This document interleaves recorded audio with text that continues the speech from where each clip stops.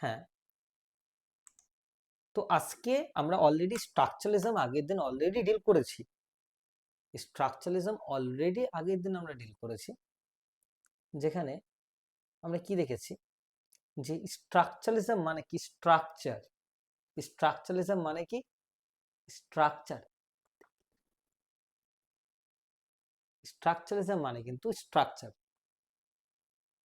ওকে, তার মানে স্ট্রাকচার মানে এটা কি, যে স্ট্রাকচারালিজম হচ্ছে যে যে কোনো টেক্সট পড়তে গেলে আমাদের স্ট্রাকচারটাকে লক্ষ্য রাখতে হবে, ঠিক আছে, স্ট্রাকচারকে লক্ষ্য রাখতে হবে। এবার দেখো ভালো করে, তো আমরা আগের দিন দেখেছিলাম স্ট্রাকচারের অনেকগুলো কনসেপ্ট রয়েছে, তাই না? আমরা দেখেছিলাম এপিস্টিম দেখেছিলাম, আমরা সাইন্স সিগনিফাইড দেখেছিলাম, ল্যাং প্যারোল দেখেছিলাম। ওকে, আমরা আজকে দেখবো প্যারাডিগম্যাটিক আর সিনট্যাগম্যাটিক। এটা আগে দেখবো।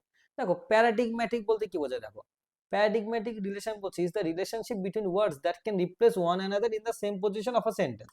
ভালো করে বোঝো। ধরো একটা বাক্যে the boy is reading, the girl is reading, the teacher is reading, শুধুমাত্র দেখো এই ভার্টিক্যাল অনুযায়ী আমি শব্দগুলোকে চেঞ্জ করে বাক্যের মিনিং চেঞ্জ করতে পারছি। তো তার মানে আমি চয়েস অফ ওয়ার্ডস, আমরা কি করতে পারছি, চয়েস করে আমরা কি করতে পারছি, মিনিং গুলোকে চেঞ্জ করতে পারছি, তাই না? এটা কিন্তু বুঝতে হবে। রিপ্লেসমেন্ট মানে রিপ্লেসমেন্ট, কিন্তু হ্যাঁ রিপ্লেস করে দিচ্ছি। কোনটা রিপ্লেস করছি, এই যে বয়টাকে চেঞ্জ করে গার্ল করে দিলাম, তাহলে মিনিংটা চেঞ্জ হয়ে যাচ্ছে, তাই না?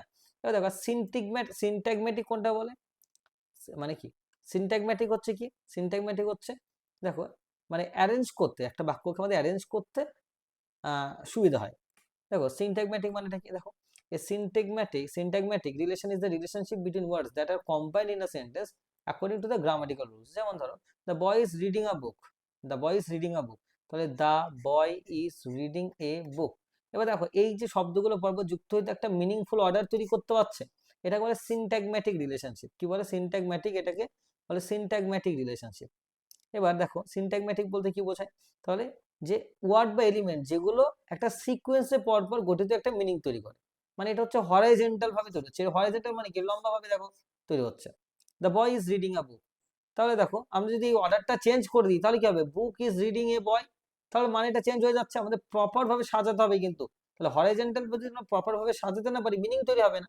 তাহলে এই যে স্ট্রাকচারালিজম কি, তাহলে মিনিংটা কিসের উপর ডিপেন্ড করছে, on the arrangement of words, on the arrangement of words, তাই তো? তাহলে হরিজেন্টালি যদি আমরা ঠিক না রাখতে পারি আমাদের মিনিং কখনোই ক্রিয়েট হবে না।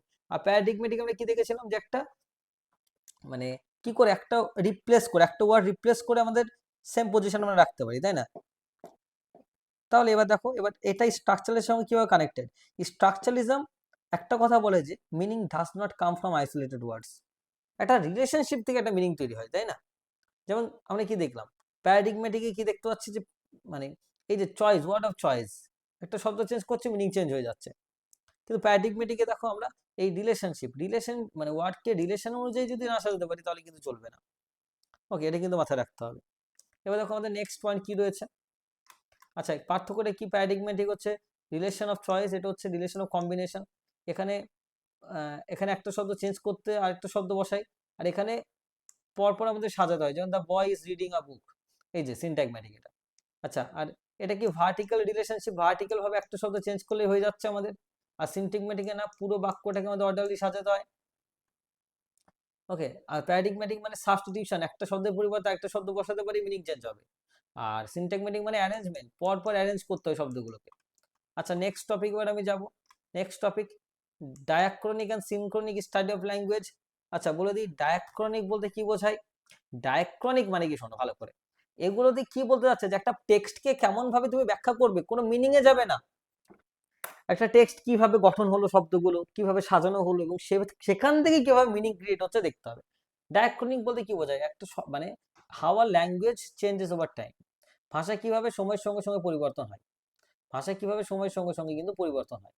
ডায়াক্রনিক মানে, মানে ধরো তুমি একটা টেক্সট পড়ছো এবং তুমি দেখবে সেখানে যে একটা এতদিন ধরে এই শব্দটা, মানে ধরো এই দি, আগে ইউকে দি বলা হতো, তাহলে সময়ের সঙ্গে সঙ্গে কিভাবে চেঞ্জ হচ্ছে সেটা দেখতে হবে। ডায়াক্রনিক মানে কি বলতো, তাহলে হিস্টোরিক্যাল স্টাডি, একটা শব্দের কি করে হিস্টোরিক্যাল ডেভেলপমেন্ট হলো, গ্রামারের ডেভেলপমেন্ট হলো, উচ্চারণের ডেভেলপমেন্ট হলো, মিনিং এর ডেভেলপমেন্ট হলো। আগে একটা শব্দের যে মিনিংটা ছিল এখন আস্তে আস্তে সেই মিনিংটা আরো পরিবর্তন হয়েছে। তাহলে ডায়াক্রনিক মানে কি, যে হিস্টোরিক্যাল একটা অ্যানালিসিস। যেমন ধরো example, studying how old English developed into Middle English and then modern English is a diachronic study. কি করে আস্তে আস্তে ওল্ড ইংলিশ থেকে মিডল ইংলিশ হলো, মিডল থেকে মডার্ন হলো, এই যে পড়াশোনাটা হচ্ছে এটাকে বলা হয় ডায়াক্রনিক স্টাডি। আর সিনক্রনিক মানে কি জানো তো, হিস্টোরিক্যাল না, একটা নির্দিষ্ট সময়ের জন্য, একটা স্পেসিফিক মোমেন্ট। কেমন ব্যাপারটা? A synchronic study examines a language at one particular point in time without considering its historical development. Synchronic মানেটা কি? সিনক্রনিক মানে হচ্ছে, ভালো করে বোঝো, মানে স্টাডি এক্সামিন্স হাওয়ার ল্যাঙ্গুয়েজ অ্যাট ওয়ান, মানে এক্সাম্পল না দিলে এটা বুঝতে পারবে না। সিনক্রনিক বলতে ধরো যে studying the grammar and vocabulary of present day English is a synchronic study. আজকের যুগে ইংরেজি গ্রামার কেমন, ভোকাবুলারি কেমন, এইটা নিয়ে তুমি যখন একটা বাক্যকে দেখছো, সেটাই হচ্ছে তোমার সিনক্রনিক। আর ডায়াক্রনিক মানে কি? হিস্টোরিক্যাল স্টাডি হবে, সেটা আগে কি ছিল, তারপরে কি হলো, এখন কি রয়েছে। আর যদি বলে না বর্তমান সিচুয়েশনে কি পজিশনে রয়েছে, এটাকে বলে সিনক্রনিক লিঙ্গুইস্টিক্স বা সিনক্রনিক স্টাডি। ক্লিয়ার হলো? এই হচ্ছে ওভারঅল স্ট্রাকচারিজমের মেন 5টা পয়েন্ট। ওকে, তার মানে স্ট্রাকচারিজম কি, আশা করছি লাস্ট ক্লাসটা দেখলে ইজিলি ক্লিয়ার হবে। এবার আমি যাব হচ্ছে পিটার ব্যারির যে বইটা রয়েছে তোমাদের সিলেবাসে, লাইন বাই লাইন আমি অ্যানালিসিস যাব।